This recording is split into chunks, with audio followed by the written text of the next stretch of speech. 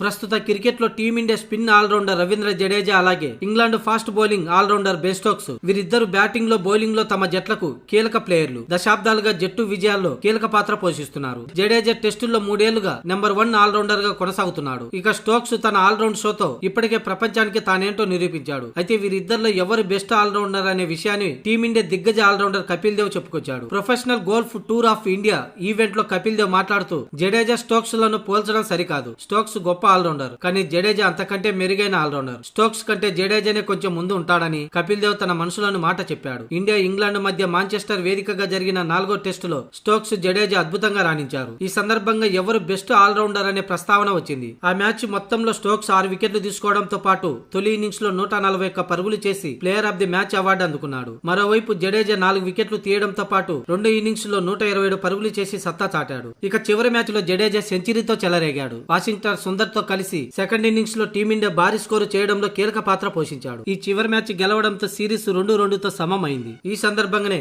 Ben Stokes కంటే జడేజానే కాస్త మెరుగైన ఆల్రౌండర్ అని కపిల్ దేవ్ పేర్కొన్నాడు.